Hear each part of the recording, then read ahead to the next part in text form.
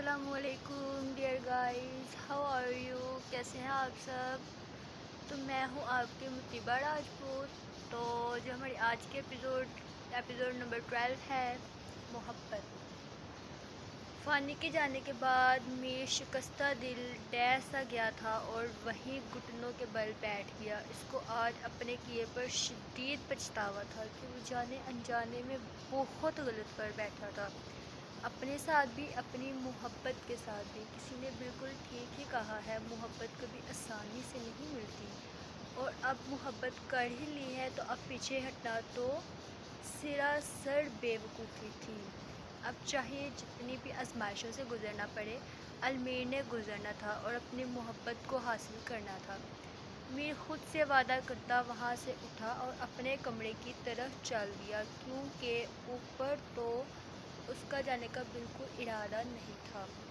فانی بھی ادھر سے نکل کر اپنے کمرے میں گئی تھی، جہاں پہلے اس نے خود کو ریلیکس کیا تھا۔ تب سے روکے آنسو کمرے میں آتے ہی آنکھوں سے نکلے تھے۔ کاش المیر، تم نے تب سرعام میری محبت کی تذلیل نہ کی ہوتی تو آج میں تمہاری محبت خوشی خوشی قبول کرتی، لیکن مجھے محبت سے زیادہ اپنی عزت عزیز ہے۔ نہیں چاہیے ایسی محبت مجھے جس میں عزت نہ ہو۔ وہ روتے روتے داڑھی تھی اور اونچی اونچی رو دی۔ اس کو محبت ملی تو کس موڑ پر آ کے میں زمین پر بیٹھی چلی گئی تھی۔ اس میں کوئی شک نہیں تھا، اس نے بہت محبت کی تھی میر سے، شاید خود سے آج بھی بڑھ کر۔ اس کے دل میں آج بھی اس کے لیے محبت تھی۔ آج بھی اس کا دل میر کو دیکھ کر دھڑکتا تھا، لیکن اس نے عزت اور محبت میں سے عزت کو چنا تھا۔ اس چیز سے انجان کہ آنے والے وقت اس کو عزت اور محبت دونوں دینے والے تھے۔ وہ میر کے سامنے بہت بہادر بنی تھی، کچھ نہیں تھا۔ آج بھی وہ وہی پرانی فانی تھی، بات بات پر رونے والی، بات بات پر ناراض ہونے والی۔ اب بھی ویسا ہی ہوا تھا۔ اگر دل میں میر کا ٹوٹا تھا تو روئی فانی بھی تھی۔ کافی حد تک خود کو کمپوز کرتی وہ نہ سسک اوپر کی جانب بڑھی تھی، جہاں سب اسی کے انتظار میں تھے، جبکہ حنین تو اس کو کافی بار دیکھنے بھی آ چکا تھا، لیکن اس کا روم لاک دیکھ کر ایسے ہی واپس چلا گیا تھا، جبکہ اس کو اوپر آتا دیکھ کر وہیں اس کی جانب بڑھا تھا۔ سب سے پہلے فانی، تم ٹھیک ہو؟ اور یہ تمہارا کزن تمہیں ایسے کیوں لے کر گیا تھا؟ ہاں honey, I am all right. اور کچھ نہیں، ویسے ہی اس کی نیچر ہی ایسی ہے، فضول انسان ہے ایک نمبر کو چھوڑو، اس کو ہم اپنی پارٹی انجوائے کرتے ہیں۔ Are you sure? Yes, 100% sure, وہ اس کے گلے لگتے بولی۔ جبکہ حنین نے بھی اپنا سار بنایا تھا، اس کے گرد حنین فانی سے 4 سال چھوٹا تھا۔ فانی چھوٹی سی تھی جب ہنی اس دنیا میں آیا، اور فانی 12 سال کی تھی اور حنین 8 سال کا جب حنین کی فیملی یہاں سے شفٹ ہوئی تھی۔ دونوں میں بے حد پیار تھا، ان کا بچپن ساتھ گزرا تھا، دونوں ایک دوسرے کے لیے بہن بھائی کے ساتھ ساتھ بیسٹ فرینڈز بھی تھے۔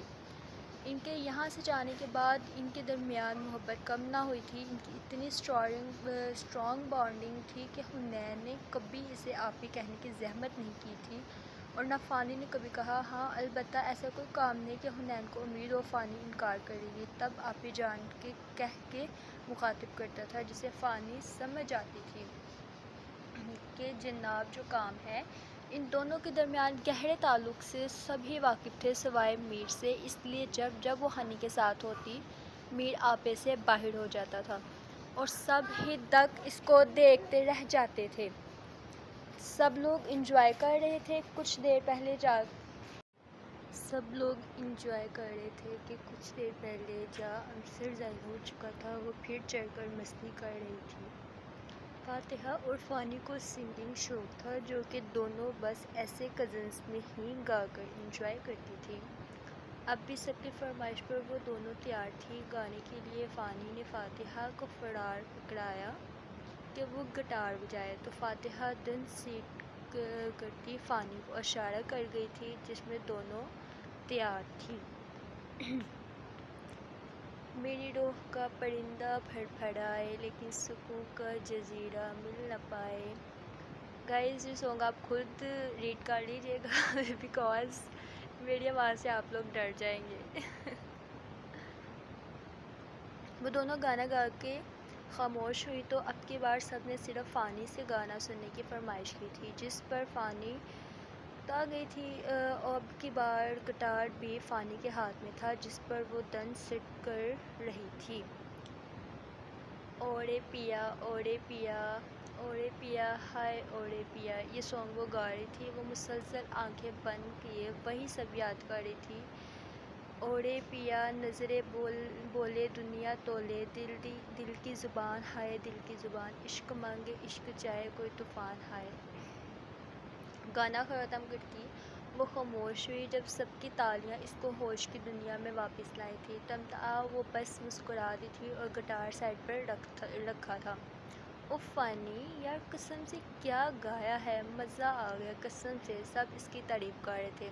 میں تو اب یہ ویڈیو انسٹا پر اپلوڈ کر رہی یار، اف کمال کا گایا تم نے، اب کی بار مریم بولی، جبکہ فانی بس ہلکا سا مسکرا دی۔